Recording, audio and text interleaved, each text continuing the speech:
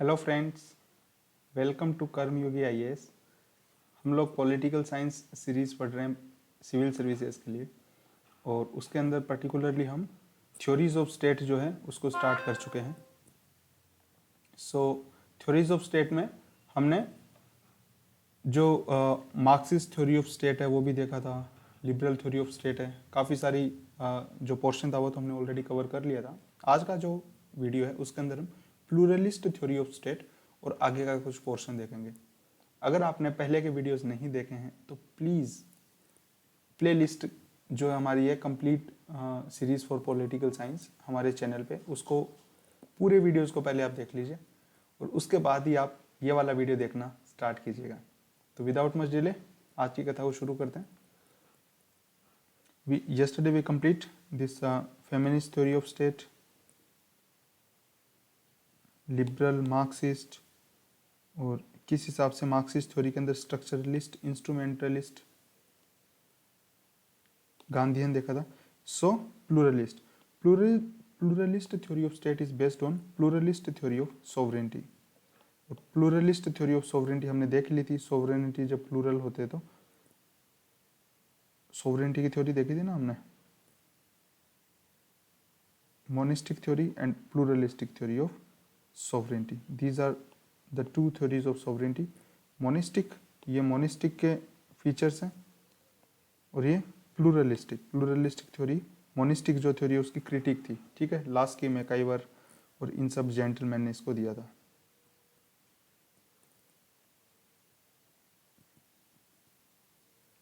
So in pluralist theory, state is regarded as association, voluntary organization.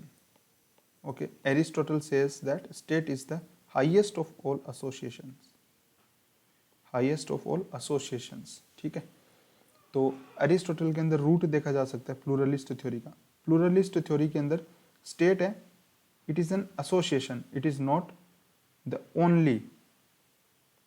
only organ which provides services to the people, or it's not the one dimensional theory.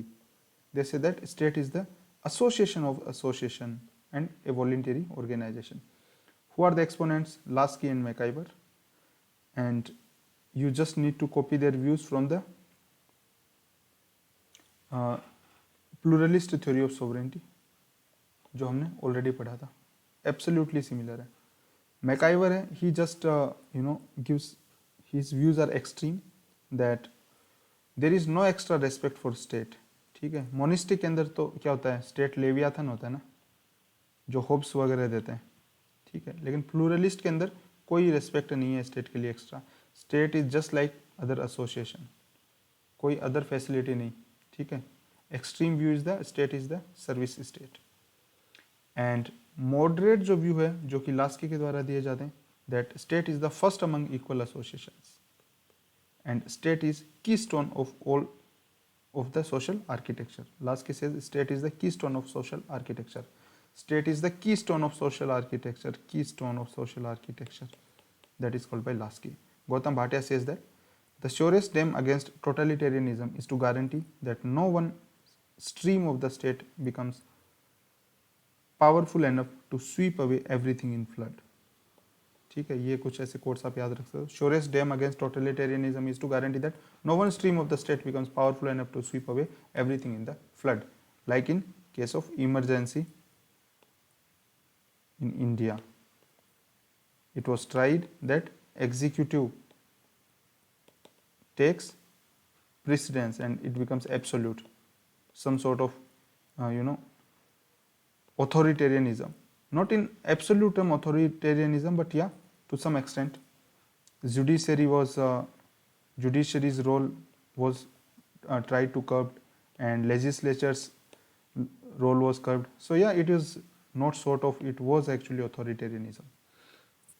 So their criticism is that it is an inconsistent theory. They want to keep the cake and have it too. वो बोल रहे हैं कि state service state होना चाहिए। भाई state नौकर क्यों होगा? एक तो आप इनको स्टेट चाहिए, और दूसरा वो स्टेट किसके तौर पे चाहिए? नौकर के तौर पे चाहिए। वो उसको कोई अथॉरिटी भी नहीं देना चाहते। सो ऑथोरिटी, स्टेट का मतलब ही ऑथोरिटी होता है, मोनिस्ट थ्योरी बोलते हैं, स्टेट का मतलब ही ऑथोरिटी है। वो स्टेट भी चाहते हैं लेकिन ऑथोरिटी नहीं देना चाहते, ठीक है, तो इसलिए they want to have the cake and keep the cake and have it too, so that is the criticism that they are inconsistent. Next, neoliberal theory of the state, Nozick, Hayek, Milton Friedman, they are the gentlemen who gave theory of the neoliberal theory. So they want again, like the traditional theory of the liberalism, traditional liberals, they wanted night watchman state and Washington consensus, WTO, IMF, World Bank, they also the represent neoliberalism. Okay, free market, free market. The neoliberals, they are also called, neoliberalism is also called market absolutism. Market absolutism. Then post-colonial theory of state. Post-colonial theory, actually it is to decolonize the academics and bring the perspective of the third world, okay, or the global south. Global south is more, moderate word, to bring the views of global south, third world, or the developing countries. So they suffer with the post-colonial legacy and they suffer with the neo-colonialism as called by the Kwame Nkrumah, the former Ghana president. Concept of post-colonialism starts from Foucault's knowledge power concept. What is knowledge power concept? Power and knowledge. So whatever powerful says, that is knowledge. Okay, so knowledge is not absolute. It is, there is regime of truth. There is power. That those who are powerful, whatever they say is knowledge, and those who have knowledge, so-called knowledge, will yield the power. So there is a symbiotic relation and there is knowledge power connection. So that's how they colonize even the academics. That whatever, आप India के अंदर ही देख लो ना, हम क्या पढ़ रहे हैं, पूरे वेस्टर्न स्कॉलर्स पढ़ रहे हैं, ये क्या है, हम क्या पढ़ रहे हैं, वेस्टर्न स्कॉलर्स, उनको पता ही नहीं है इंडिया की सोसाइटी क्या है, उनको कुछ नहीं पता इंडिया के बारे में, मतलब वो इंडिया कभी आए भी नहीं होंगे, never even once they came to India, but we try to read, we try to study, we try to apply their theories. What is this? This is shame, nothing else. This is simply shame. So that is knowledge power concept. Okay, अब वो हम उन्हीं की theories पढ़ते हैं तो वो जो बोलते हैं वही हमें लगता है भाई ये तो बहुत सही बात कर रहे हैं, अमेरिका वालों ने बोला है, यूके वालों ने बोला है, वही तो सही बोल रहे हैं. क्यों? क्योंकि नॉलेज पावर कनेक्शन, उनके पास पावर है, पावर, ठीक है, और इसीलिए हम उनके नॉलेज को ही नॉलेज मानते हैं. और क्योंकि उनके नॉलेज को हम नॉलेज मानते हैं, उसी नॉलेज की वजह से वो हम पे पावर जो है वो इम्पोज करते हैं. So post colonialism, Edward said, they say that it is orientalism concept. And what is Orientalism? Okay, the way West define East. ठीक है, वेस्ट कैसे दिखाता है ईस्ट को?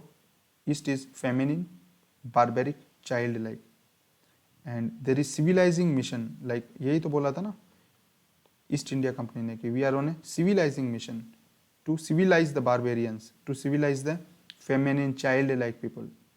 So the study of East, it became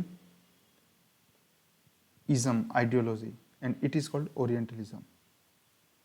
The study of East itself become an ideology, ism, because it is not free of any power, knowledge power connection. So that's how Foucault knowledge power connection. If question on Foucault, that can also be start with Edward Said's Orientalism concept. So this is the book, Orientalism, Edward Said. Orientalism. Snake charmer. India is called the country of snake charmers. That is knowledge power connection. So Edward Said says that post-colonialism, it is an Orientalist concept, Orientalism concept, and the way post-colonialism itself is a Orientalist concept, क्योंकि waste क्या define करता है east को? Third word है ना, नाम nomenclature के अंदर ही क्लियर है, third word. So Edward said says that this is orientalist concept, the way west define east, feminine barbaric, इस तरीके से. और जो ईस्ट की स्टडी है वो अपने आप के अंदर ही इज्म एक आइडियोलॉजी है. क्यों? क्योंकि there is knowledge power connection friends, there is knowledge power connection, that's why it is ideology.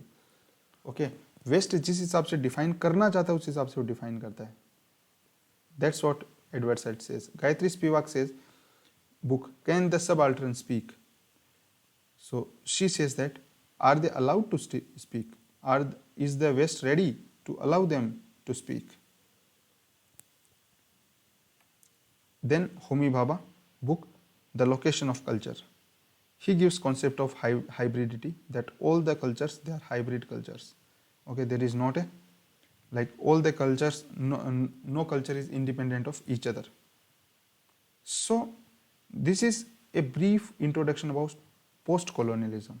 Okay, ये अभी तक post colonial theory of state नहीं पढ़ा हमने, ये तो ब्रीफ इंट्रोडक्शन अबाउट, ये brief intro about post colonialism है, पोस्ट कॉलोनियलिज्म है. ठीक है, कि post colonial legacy, neo colonialism क्या हो, मतलब neo colonialism is itself A legacy of colonialism. ठीक है, so concept of post colonialism, knowledge power connection, Edward said ने क्या कहा पोस्ट कॉलोनियलिज्म के बारे में, गायत्री स्पिवाक, होमी भाभा. ठीक है, now let's come. So post colonial states have been studied from two perspectives. पहला वेस्टर्न लिबरल पर्सपेक्टिव और दूसरा मार्क्सिस्ट पर्सपेक्टिव. दो तरीके से पढ़ा गया है. ठीक है, वेस्टर्न लिबरल जो पर्सपेक्टिव है उसके हिसाब से ये थ्योरीज हम आगे भी पढ़ेंगे, they are just repetition. So the first political development approach and political modernization approaches. ठीक है, political development approach of Ellman and Powell, and it was developed when not satisfied with their structural functional approach. And political modernization approach, इनको हम detail में पढ़ेंगे आगे जब हम section 2A पढ़ेंगे तो. ठीक है, जस्ट इनको थोड़ा सा मतलब धैर्य रखना. FW रिग्स जो है वो डेवलपिंग सोसाइटीज को प्रिज्मेटिक सोसाइटी बोलते हैं. ठीक है, कि डेवलप्ड सोसाइटी है वो क्या है, डिफ्रेक्टेड, अलग अलग आपको स्पेक्ट्रम देगा, बट अंडर डेवलप्ड सोसाइटी जो है वो फ्यूज्ड सोसाइटी है ना. प्रिज्मेटिक सोसाइटी जैसे ये प्रिज्म के अंदर होता है ना, जैसे एक पूरी तरीके से वो डेवलप हुआ नहीं है अभी तक, जो स्पेक्ट्रम जो है उनका पूरी तरीके से डेवलप हुआ नहीं है, इस हिसाब से याद रखिए प्रिज्मेटिक को. सो ये जो है ये थोड़ा सा समझाना पड़ेगा. So will study this in the next video. उसके बाद मार्क्सिस्ट पर्सपेक्टिव भी आएगा क्योंकि ये थोड़ा सा बड़ा हो जाएगा. पोस्ट कॉलोनियल जो है western liberal and Marxist, Gunnar Myrdal को मार्क्सिस्ट के अंदर इंस्ट्रूमेंटलिस्ट, स्ट्रक्चरलिस्ट जो दोनों हैं ऑलरेडी हमने एक हिसाब से देख लिया था वैसे तो, but in the Indian context, post colonial context. And then globalisation का स्टेट के ऊपर क्या रोल पड़ा वो हम पढ़ेंगे. ओके, एंड उसके बाद हम नया टॉपिक स्टार्ट करेंगे. सो अगले वीडियो के अंदर मोस्ट प्रोबेबली ये अपना कवर हो जाएगा जो थ्योरीज ऑफ स्टेट है, दैट मतलब देर इज़ फुल प्रोबेबिलिटी कि हम उसको अगले वीडियो में कवर कर लेंगे. अगर हुआ तो एक छोटा सा वीडियो और बना देंगे इसके लिए. So in that way theories of state will be covered. उसके बाद हम फटाफट नया टॉपिक स्टार्ट करेंगे. So we hope that you are enjoying the lecture. If you do like the lectures please like the video, subscribe the channel, और यार जितना ज़्यादा हो सकता है दूसरे स्टूडेंट के साथ शेयर कीजिएगा. ये एब्सोल्युटली फ्री इनिशिएटिव है. ठीक है, कोई भी डाउट हो प्लीज़ कमेंट बॉक्स में पूछिए, हम पर्सनली उसको आंसर करेंगे. पर्सनल प्रॉमिस है हमारा. So friends, stay connected with us, work hard, and friends let's do it. Thank you.